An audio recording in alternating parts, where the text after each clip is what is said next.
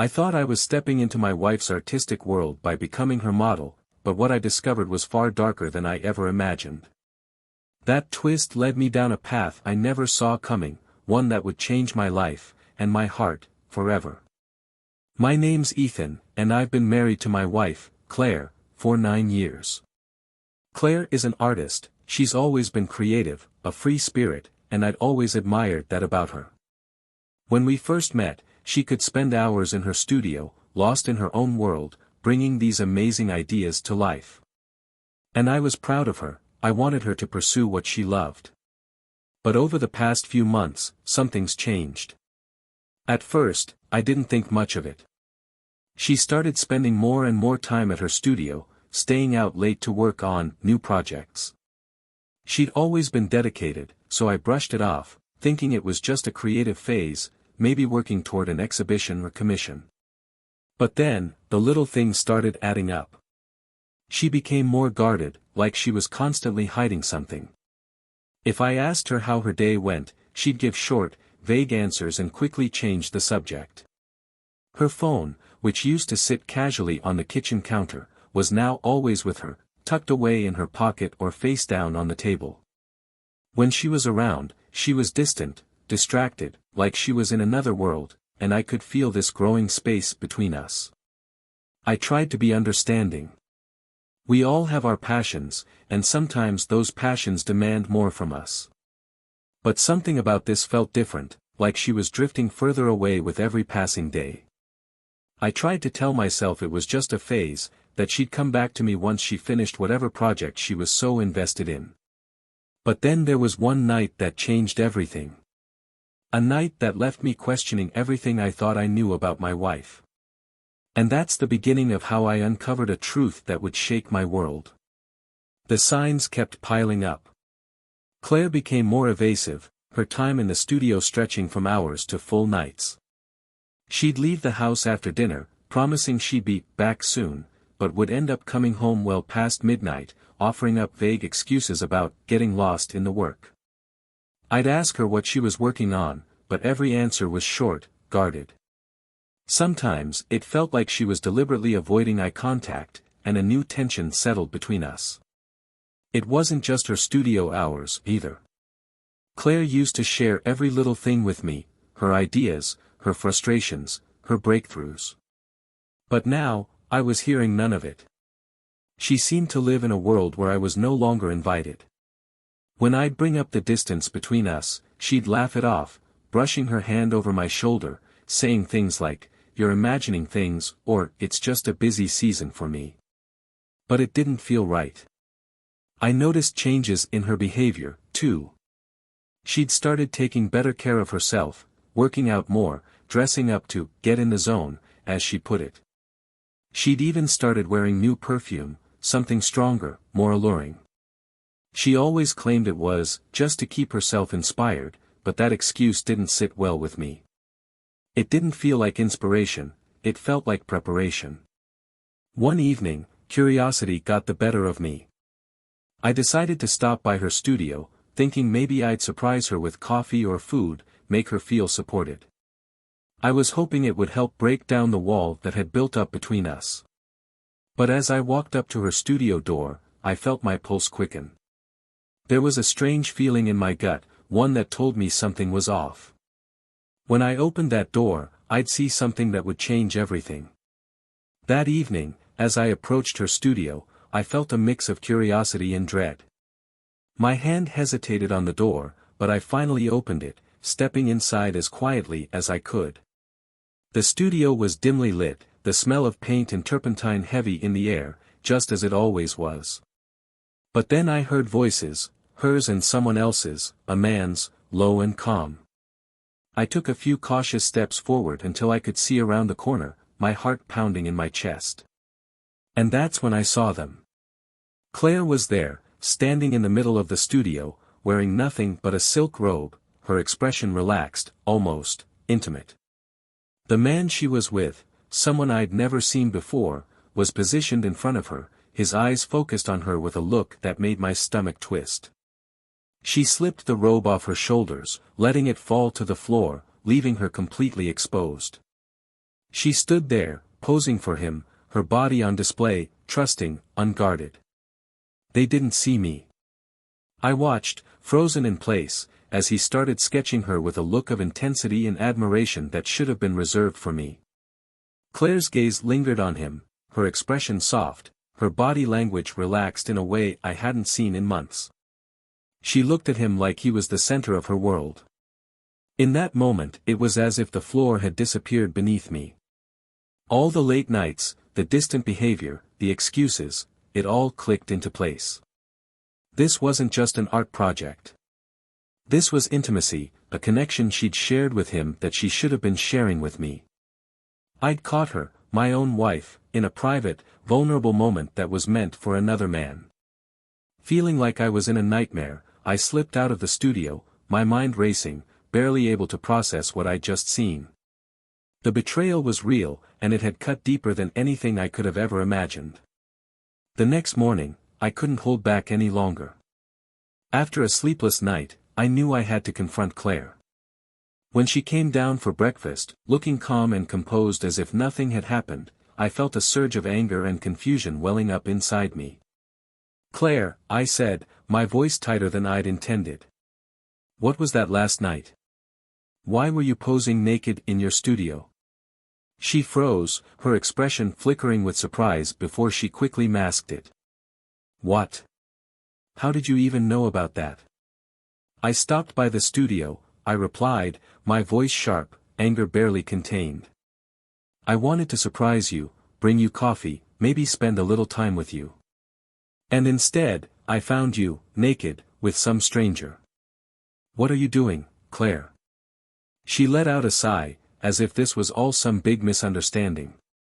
"Ethan, it's not what you think. I'm an artist, and part of being an artist is exploring new experiences. Modeling, posing like that, it's part of my job. It's not cheating, it's work." I felt my fists clench involuntarily as I processed her words. "Showing your naked body to strangers is just work now.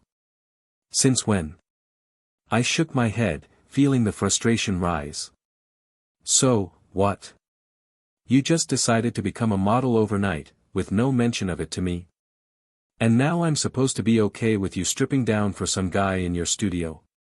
Claire's face remained calm, unbothered. "Look, I'm trying something new. It's supposed to be a learning experience for me, to see things from the model's perspective. There's no reason to be jealous, Ethan. I'm not sleeping with anyone. I'm just posing."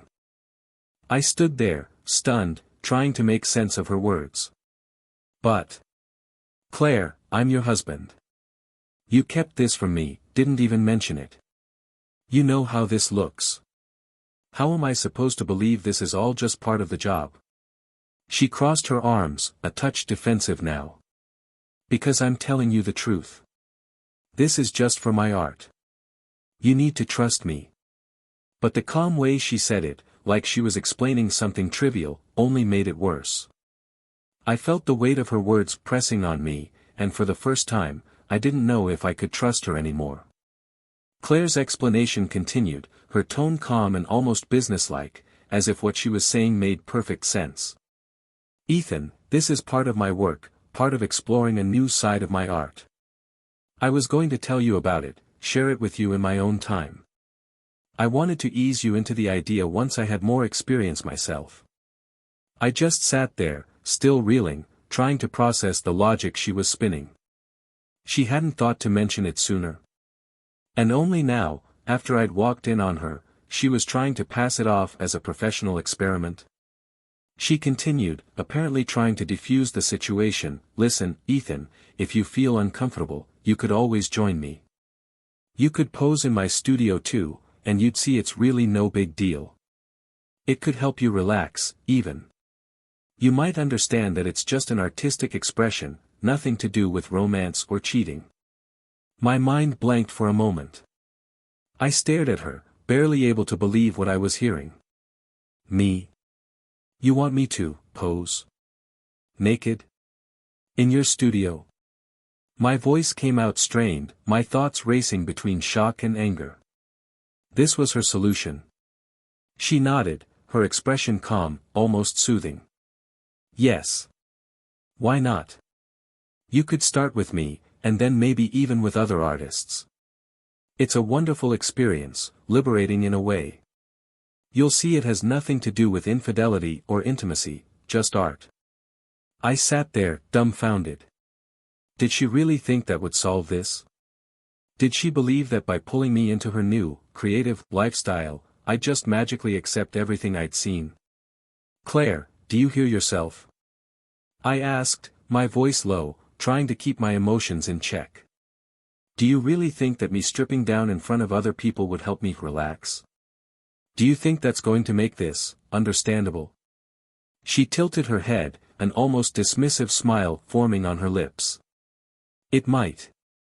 You'd see what it's like from my side, what it means to trust the artistic process. I just stared at her, feeling like the ground had been ripped out from under me. The woman I'd married, the person I thought I knew, was standing in front of me, suggesting I expose myself in front of strangers as some kind of artistic solution. And as I looked at her, I wondered if I even knew her at all. As I sat there, still trying to process everything, Claire continued in that calm, composed tone, like she was guiding me through a new adventure. Ethan, it's normal to feel nervous or shy at first, she said gently, but that's all part of it. You don't have to dive in right away. You could start by undressing gradually, just a little at a time, until you're comfortable. It's an experience, a way of challenging yourself and growing. I just stared at her, still struggling to wrap my head around the situation. To her, this was completely rational, something that had nothing to do with our marriage or our intimacy, it was just a new experience. She kept saying that word, experience, like this was some kind of self-discovery exercise. But there was a voice in the back of my head, whispering that maybe she was hiding something more. Maybe, just maybe, if I tried this out, I'd understand what was really going on with her. I could see if this was truly just art to her, as she claimed, or if there was something deeper that she wasn't admitting to herself, or to me. So, after what felt like an eternity of silence, I took a deep breath and replied, "All right, Claire. I'll try, but I don't think I can just undress in front of people like that. I'm not as comfortable as you are. I'm shy about that kind of thing." She smiled reassuringly, her tone encouraging, almost like she was talking to a student. "That's perfectly okay, Ethan. We can take it slowly. You don't have to be fully undressed right away. Start with just loosening up in front of an audience, getting used to the environment. I'll be there with you every step of the way." Her words were so casual, so matter-of-fact, that it left me both bewildered and strangely curious. Did she really believe this was all part of some artistic journey? Was this truly something harmless and professional to her? Maybe agreeing to this would give me some clarity, a chance to see things from her perspective. At the very least, I'd be able to see if her explanations held up. So, despite the lingering doubts, I nodded, accepting her offer. "All right," I said, still feeling the shock of my own words. "Let's try it." The day had arrived, and I could hardly believe I'd agreed to this. Claire had set everything up, telling me that a few artists from her circle would be there, people she trusted and respected.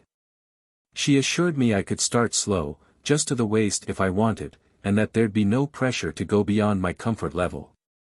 When we arrived, my nerves kicked in. The studio was set up with 3 easels arranged in a semicircle around a small, raised platform where I'd be posing.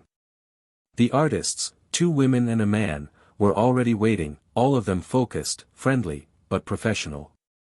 They greeted me warmly, though I could tell they were sizing me up, studying me with an intensity one wasn't used to.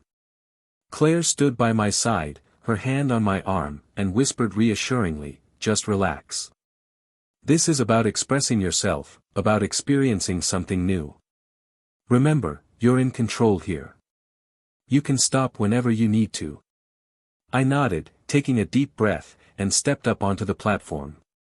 I started by removing my shirt, exposing myself only to the waist, and felt the eyes of the artists flicking over me, observing details, lines, shapes. It was strange and uncomfortable, but I tried to stay focused, reminding myself that this was all supposed to help me understand Claire's world. For the first few minutes, I stood there shirtless, feeling the warmth of the studio lights on my skin, occasionally meeting Claire's calm gaze as she nodded encouragingly.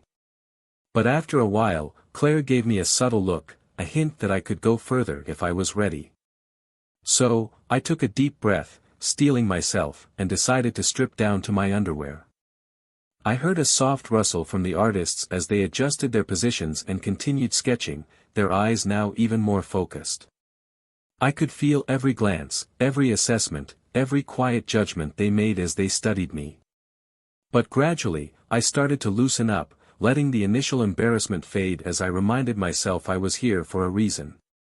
At the end of the session, one of the artists, a man I hadn't met before, approached me, smiling. He extended his hand, his eyes full of admiration. "Well done, Ethan," he said warmly. "First time posing, and already with 3 artists painting you. And you're willing to bear yourself so much, it takes courage." I smiled, feeling a mix of pride and lingering embarrassment. "Thank you. It was, definitely an experience." As I looked over at Claire, she gave me an approving nod, her eyes shining with pride. For a moment, I almost felt like I was a part of her world. But deep down, I still couldn't shake the feeling that something more was lurking beneath the surface. When we got home, I felt a mix of emotions I hadn't expected. I'd walked into the studio that day feeling tense and guarded, but by the end, something in me had shifted. I couldn't deny it, being on that platform, shedding my insecurities, and standing there for others to study and capture had been an oddly freeing experience. As I sat down on the couch, Claire joined me, her eyes warm and encouraging. "So," she said, a smile playing on her lips, "what did you think?" I took a deep breath, searching for the right words. It was different.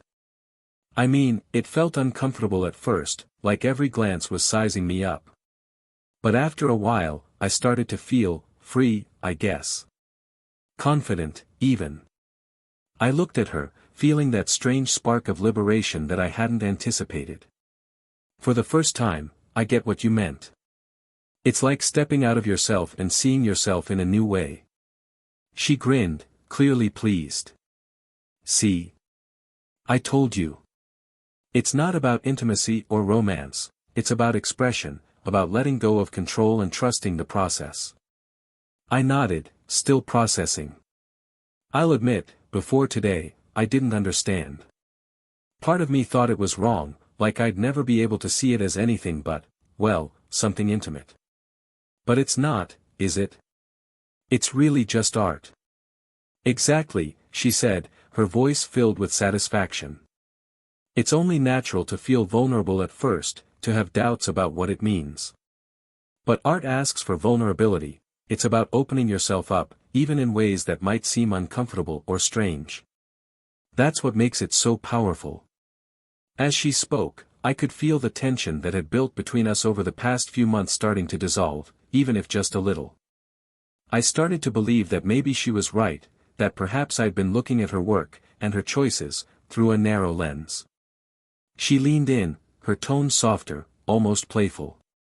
"Now you understand why I didn't tell you everything from the start. I knew it would sound strange, and I wanted you to experience it yourself before making any judgments." I nodded, feeling more at ease than I had in weeks. "You were right. It's hard to understand until you actually do it." In that moment, for the first time, I felt closer to her world, to her reality. Maybe I'd been too quick to jump to conclusions, to assume the worst. For now, I'd give her the benefit of the doubt, trusting that this experience really was just part of her art. But in the back of my mind, a small seed of doubt still lingered, waiting to see what would unfold next. A couple of months had passed since that first studio session, and life had settled into a strange new rhythm.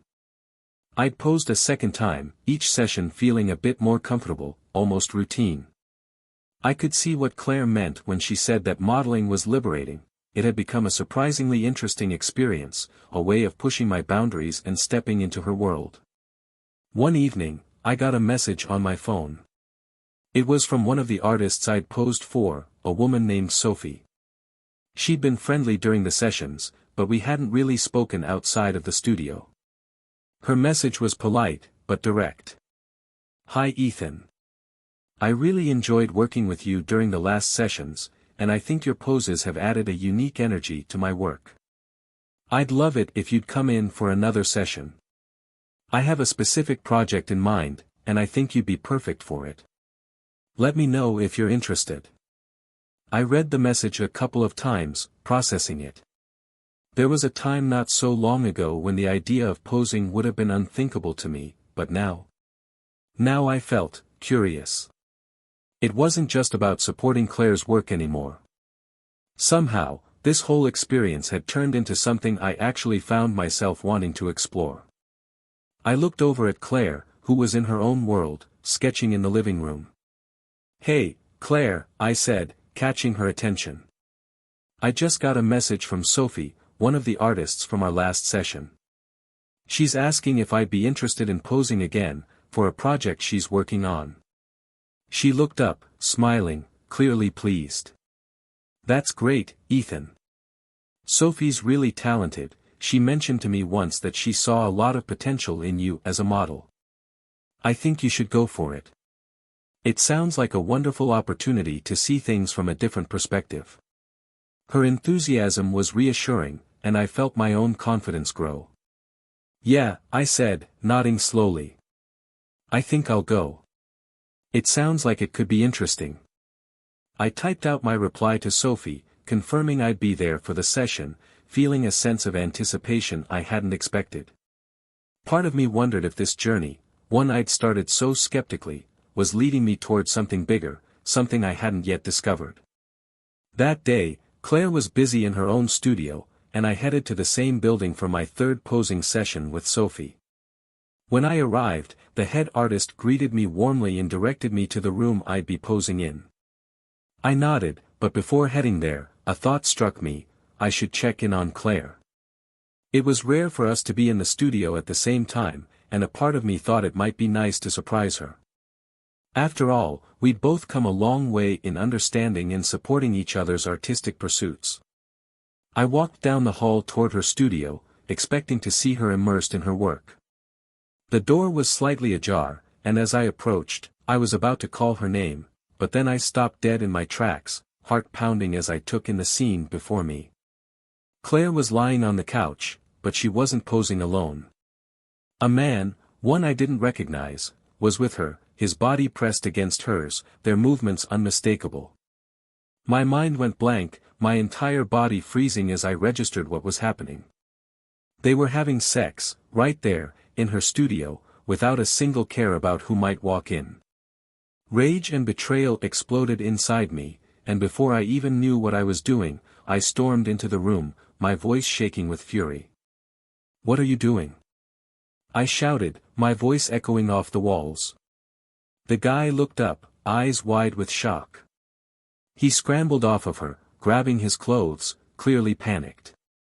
He darted past me, not daring to look me in the eye, and fled the studio, leaving Claire and me alone in that painfully silent room. Claire just lay there, frozen, her face drained of color as she stared at me. She didn't say a word, didn't make any excuses. She just stared, almost as if she'd been caught off guard by her own actions. "What are you doing, Claire?" I demanded, my voice breaking. "You told me this was all about art, that you were exploring new experiences, pushing boundaries. But this?" I gestured wildly at the empty space the guy had left behind. "This isn't art, Claire. This is betrayal. You crossed every single boundary of what it means to pose, to create, to be honest." She opened her mouth, but no words came out. The silence between us was deafening, filled with the weight of everything she'd hidden from me, everything I'd tried so hard to believe was innocent. I stood there, waiting for an explanation, an apology, anything that could make this betrayal hurt less. But all I got was silence. I stared at Claire, waiting for any kind of explanation, any attempt to justify what I'd just seen. But she just sat there on the couch, pulling a sheet around herself, looking away as if that would somehow erase what had just happened. "Claire, talk to me," I shouted, barely able to keep my voice steady. "You've been telling me for months that this was all about your art, that posing was just a way of exploring something new. You even had me believing it, encouraging me to try it myself. But this?" I shook my head, feeling the raw betrayal pulse through me. "How long has this been going on?" She finally looked at me, her eyes filled with a strange mixture of guilt and defiance. "Ethan, it's complicated," she said quietly, almost too softly to hear. "Complicated? How is this complicated, Claire?" I shot back, my anger bubbling over. "You told me this was about artistic expression. But what I just walked in on, that wasn't art. You were sleeping with him, Claire. Lying to me, manipulating me." She bit her lip, as if searching for the right words. "I didn't want to hurt you, Ethan," she whispered, her voice barely audible. This wasn't supposed to happen. I thought I could keep my personal life and my art separate, but things just got out of hand." "Out of hand?" I echoed, feeling a fresh wave of anger surge through me. "You've been lying to me this entire time, haven't you? All those nights you stayed late, all those explanations about needing to push boundaries, was it all just a cover for this?" Claire looked down, unable to meet my eyes. Her silence was all the answer I needed. I felt the reality of it settling over me, the painful realization that she hadn't just crossed a line, she'd obliterated it. And I'd been naive enough to believe her, even going so far as to step into her world myself, thinking it would bring us closer. "You used me, Claire," I said, my voice shaking with betrayal. "You dragged me into this, made me question everything I thought I knew about art, about trust, about us. And for what? Some fling with another artist?" She looked up, her expression raw. "Ethan, I never wanted you to find out this way. I thought if I could keep it separate, you'd never have to know, and it wouldn't affect us. But I was wrong. I'm sorry." "Sorry?" I shook my head, feeling my chest tighten. "You're not sorry, Claire. You're sorry you got caught." With that, I turned and walked out, leaving her sitting in the ruins of her studio and our marriage, unsure if I'd ever be able to look at her the same way again. After that day in the studio, everything became clear. Claire's betrayal had cut deeper than I could have ever imagined. She hadn't just cheated, she'd lied to my face over and over, and even dragged me into her twisted version of art. And now, the only thing on my mind was justice, making sure she felt the consequences of every single lie. I started by reaching out to a lawyer I knew would take this seriously. He listened carefully as I laid out everything, Claire's affair, her deceit, her manipulation. His face stayed calm, nodding as I spoke, but by the end, he looked at me with a kind of understanding. "Ethan, if you want to pursue this, we'll need to gather solid evidence. That's where a private investigator could help." He connected me with a detective known for his thorough work. This guy wasn't just good, he was relentless. We met in his small office, filled with case files and worn-down furniture, and he listened without judgment as I explained the situation. When I showed him the details, the texts I'd seen, the patterns I'd noticed, and the lies she'd fed me, he nodded, a glint of determination in his eyes. "Consider it done," he said, leaning back in his chair. "If there's more to uncover, I'll find it." Over the next few weeks, the detective went to work. He dug into Claire's phone records, her emails, her financial transactions, anything that might expose the true extent of her deception. It wasn't long before he started finding things, and each new discovery made my resolve stronger. As it turned out, Claire had been meeting that guy for months, using our shared accounts to fund her secret life, paying for art supplies and studio time that had nothing to do with her work. But it wasn't just about collecting evidence. I wanted Claire to feel what it was like to lose everything she'd taken for granted, her comfort, her security, her reputation. I began planning my next move, carefully mapping out a strategy to ensure she would face the consequences in every possible way. The lawyer and detective were both on board, and together, we built a case so airtight that there'd be no escape for her. My lawyer filed for divorce on grounds of adultery, leveraging the evidence we had to ensure I'd get the upper hand in every aspect: property, assets, even support.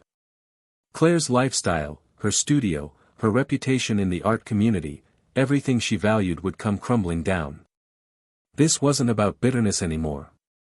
It was about justice. Claire had spent months, maybe years, lying to me, manipulating me, and using our relationship as a cover. Now, it was her turn to pay.